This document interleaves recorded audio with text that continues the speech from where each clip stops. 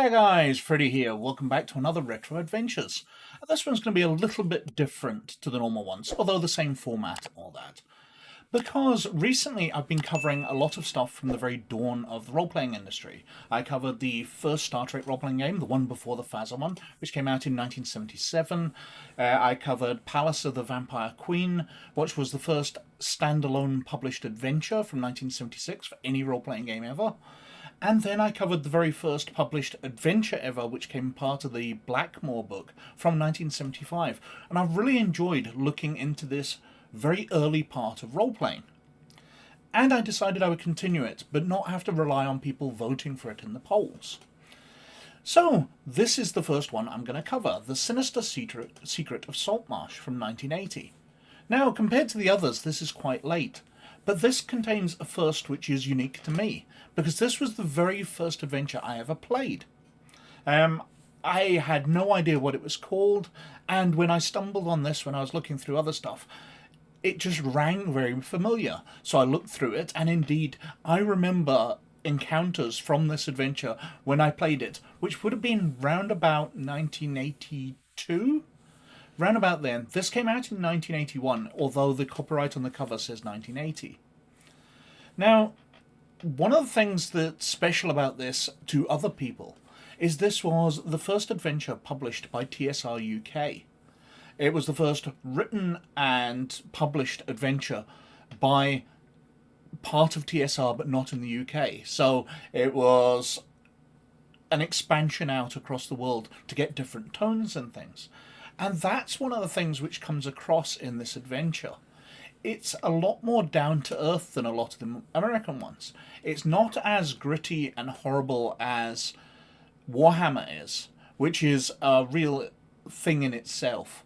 You know, Warhammer Fantasy Roleplay is a wonderful game because of how dangerous and deadly the world is, as well as the fact that it's a fairly unpleasant place to go on adventuring.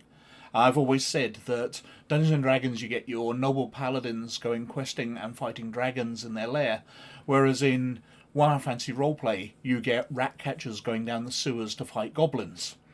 It's a totally different experience, and this is kind of like that to a degree.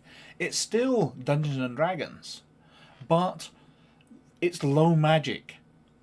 And well, let's delve into it, because the big thing about this adventure is it has a twist. A twist that people call the Scooby-Doo adventure. So, Sinister Secret of Saltmarsh, a premiere adventure from the United Kingdom by Dave J. Brown and Don Turnbull, who I believe was the CEO of TSR UK at the time. An adventure for character levels 1 to 3. Desolate and abandoned, the evil alchemist mansion stands alone on the hill, looking out towards the sea. Mysterious lights and ghostly hauntings have kept away the people of Saltmarsh, despite rumours of a fabulous forgotten treasure. What is its sinister secret? The Sinister Secret of Saltmarsh, very alliterative and almost difficult to get your tongue around. It is the first instalment in a series of 3 modules designed and developed in the United Kingdom for beginning adventures with the AD&D rules. The adventure can be played by 5 to 10 characters of level 1 to 3. This module contains large-scale maps, full background information, and detailed encounter descriptions for players at DM. Sorry, it says copyright 1981 here, but copyright 1980 down here. It's got 2 different copyright dates on the cover. For the advanced D&D game, U1. I'm guessing the U stands for United Kingdom, although that doesn't make much sense, because USA starts with U as well, but U1. Inside, we've got what would be the inside of the card covers. We've got a basic map of the haunted house. And on the back cover, we've got the rest of it. Carrying on through, the copyright pages, revealing much of the same information as on the cover. And then we're into it. We've got the preface. Great deal of pride that I introduced this module, not simply because it is partially my own work, because it is the first AD&D module to have been written in the United Kingdom. In the epilogue to the Fiend Folio tome, I said that TSR Hobbies UK had plans, and this module represents the first fruit of those plans. We sincerely hope you like it, and others which follow. There is, I suppose, inevitably one drawback, though at TSR UK we know how popular AD&D game has become, and become a pretty good idea how much more popular it will become in the next year or so. Fact remains, the majority of the readers of this module, and our others to follow, will not be UK citizens. Most will be Americans, others will live elsewhere. So they're pointing out there'll be differences in attitudes slightly. So, American readers, if you find the text too flowery and florid, or too plain and stilted, structure of the language slightly unusual, the use of certain words apparently slightly offbeat, these are the reasons. Obviously, being UK based, I don't find it different at all. It mentions that this adventure is broken down into two parts, the haunted house and the sea ghost. And that leads on to the next adventure in the series, U2, Danger at Dunwater. And then there's U3, the final enemy, which completes this short campaign type thing. Now, I have to admit, I'm not going to cover those at this point in time. You know, next week and the week after, I'm not going to be going into those adventures because I never played those. And it's really the amusement I'm getting out of looking back through something which I played 40 years ago. Anyway, people have commented on the fact that it's a large group of characters in it. 5 to 10 characters of level 1 to 3. And it's got a large selection of pre-generated characters within it. And these are quite powerful, especially as each one, even at first level, is starting with a magical item. So, people complained that the adventure was a bit easy. But I have to admit, I didn't encounter that myself when I played it. This seemed like quite a creepy, dangerous place to be going, because I was one of only 3 characters. We were allowed to start at 3rd level, I believe, but there were only 3 of us. We didn't have any magical items between us, except stuff we gained during this adventure. So my dwarf thief, as it was in quite a lot of danger, because at 3rd level he still didn't have many hit points. But anyway, carrying on through, we've got an introduction to the town of Saltmarsh. Now, this isn't as detailed as in some adventures. Things like Keep at the Borderlands and all that go quite into detail about the settlements where they begin. This glosses over that. It's putting a lot of work onto the Games Master, which, given this takes part in the world of Greyhawk, seems slightly odd, because it's a developed world, but they're not giving you a developed settlement to start in. But it gives you enough for the Games Master to shape it. We've got the legend talking about the house and why the players should want to explore it. Again, it's fairly brief, it's glossed over, allowing the Games Master to shape things as they want, but without manipulating them too much. You know, you're not forcing people down a path, you're letting the Games Masters build it into their campaigns. General notes. The secret of the haunted house is that the house is not in fact haunted, but is the shore base for a band of smugglers, whose leader is an illusionist of the 4th experience level. So that's the twist in the adventure, that they're going into a haunted house where they expect to be going up against undead and things, and they will be to a certain degree. But it's actually smugglers. They're doing a Scooby-Doo thing. You know, when you go up against the villain at the end, you tear off the mask and inside it's a smuggler. It's an interesting twist on it, and it earths the adventure drastically. You know, this isn't a high fantasy world. This isn't magical creatures, although it's a world with magic in it. These are ordinary people doing ordinary things. These are smugglers trying to make money. And they are bad guys because they're doing bad things. But they're not innately evil. It's a very interesting way, and as I said, it's a lot more grounded than most of the early adventures. Carrying on through, we've got the haunted house. So it's got the preamble describing the way they'll approach it. You know, have the party meet at Saltmarsh, describe the town, have them lodge at an inn, let them stay in the town, tell them the legend. Once they've decided to visit the house, have the innkeeper introduce them to a prominent member of the town council, so they'll be aware of the imminent attempt to stamp out the local menace. Have the party equip themselves, dealing with local traders. And then we describe the outside of the house. We've got wandering monsters, you know, very small, low-power ones, so 4 goblins or 2 rats, a giant rat, sorry, a giant weasel, or 6 giant ants, workers. Along with descriptions, it's not just stats. We're a long way away from where we were in Palace of the Vampire Queen, where it was just literally the name of a monster and the number of hit points it had. And its formatting is very nice. We've jumped ahead again in a formatting fashion. So we've got boxed out text for the Games Master to read out. It's not just a jumble of text where the Games Master can choose what they describe. And it's not just numbers like Palace of the Vampire Queen. So we've even moved on from Blackmoor, which was quite remarkable in being more advanced than Palace of the Vampire Queen, even though they came out in the other order. The stairs creak ominously as you ascend, but they are safe enough. At the top you reach the gallery, which is on the north and west walls of the hall. To the east and west, the corridor appears to stretch the full width of the house, doors leading off to the south. Opposite the western portion of the gallery is another corridor leading north. So we've got all the descriptions that you're going to be giving. And with the maps and these descriptions, you're fleshing it out. We've got the Games Master's text here, where in the library, you can tell this room was once a library. There were bookshelves around the walls. Many of the bookshelves are broken now, and in many places have come away from the wall altogether. Those few shelves which are intact and empty, but there is a pile of books on the southwest corner. Checking through the books, 3 are clearly titled on the spine. The Magical Properties of Gemstones by Mage Tensor, Magical Properties of Herbs and Flowers by Mage Tensor, and The Metaphysics of Mathematics by Mage Nistel. These books can be sold for 150 gold pieces each, though not in Saltmarsh. The vendor will not seek. The vendor will have to seek a larger community if a purchaser is to be found. So it's setting things up for later, and it's not just giving you gold pieces as prizes. It's giving you things which you can sell later. And we'll go through various areas of the house. I remember searching one of these, and the description just seemed so obvious that the chimney was mentioned.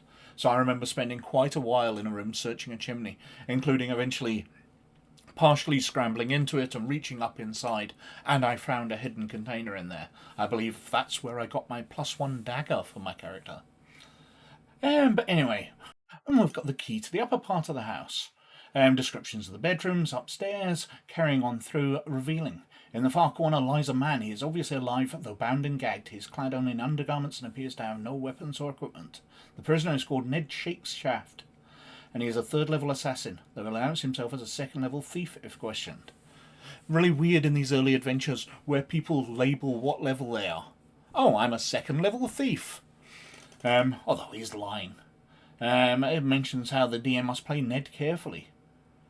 Continuing through, they search the house and they find the interesting part is in the wine cellar, so they go beneath it. Now, this isn't a dungeon, it's just an extended cellar. So they go down, and they find amongst them there's a skeleton's room, there's a laboratory, a natural cavern. There's various monsters in the natural cavern, and a boat. And with the boat, they can travel out to the sea, because the cavern opens to the sea, and they can find the Sea Ghost, which is the smuggler's ship. And that's where the second part of the adventure comes in. That this group who have just searched the house will be going on to stop the smuggling boat.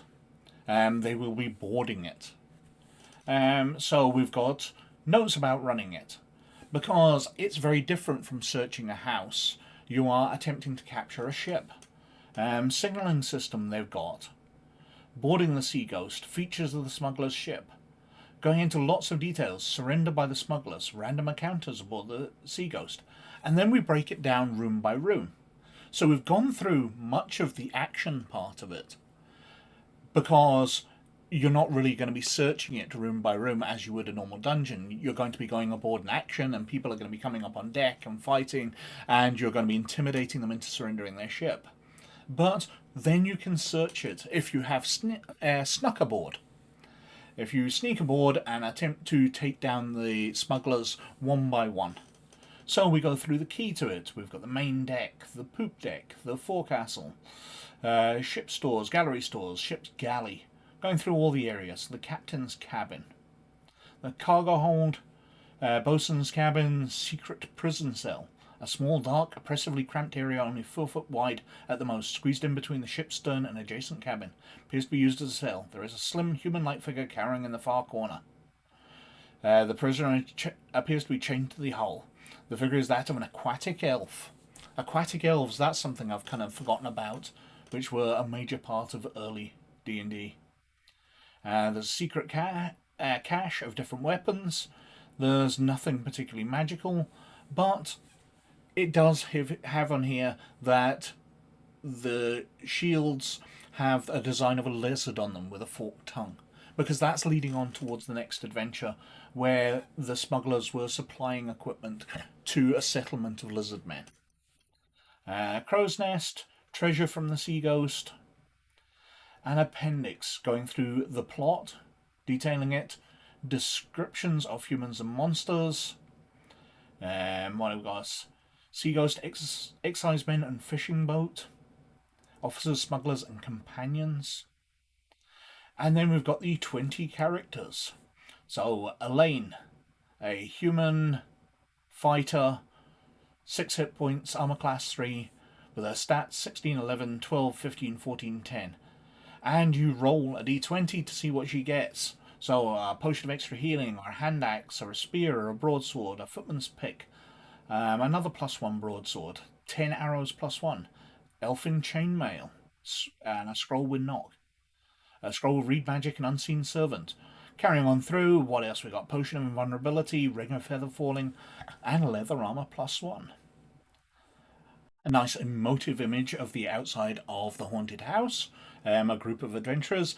This I remember being shown, and it felt like it was almost drawn for us, because it's obvious that there's an elf, a human, a cleric, and a dwarf here. We didn't have the cleric, we had an elven archer, we had a human fighter, and my dwarf thief. So this felt particularly connected to the characters, almost as if the adventure was designed for us. That's something I remember after 40 years. We've got some handouts involved in the adventure, the maps of the first floor and ground floor, display of the rigging of the Sea Ghost, and then a map or diagram, blueprint, however you want to say of it, of the Sea Ghost itself. And the back cover, which, as most early TSR stuff, is just a list of other things that you might want to buy. You know, a player's handbook, Dungeon Master's Guide, Fiend Folio, Dungeon Master Screen, Module A1, Sleepers in the Undercity, Secret of the Slavers Stockade, if I can avoid tripping over my tongue. And that is it. The Sinister Secret of Saltmarsh, the very first adventure I played in. Now this, of course, is very emotive for me, because it's bringing a rush of memories back. But reading through it, it's a pretty solid adventure. It's more grounded than a lot of the other stuff which came out at the time. But it's very well done. It's not a list of just rough locations, it's detailed. It makes the Games Master's job easy by giving you what text is to be read out and what's information just for you. The way that adventures came on in just those 5 years from when the first ones were published is incredible. And they learnt so much. I'm glad I found this. I've enjoyed looking through it, but it would make a useful adventure to this day. Something a bit different. You know, players wouldn't expect it just to be a smuggler's ring. They would think it would be a high magical world. And the UK origins of that make it something a little more surprising, which is probably why it's still very highly rated to this day. It still comes in a lot of top 10s of Dungeons & Dragons adventures. But anyway, as usual, I think I've whittled on for quite long enough. So thank you very much for watching, as always. But most of all, you look after yourselves, and I'll catch you later. Bye now.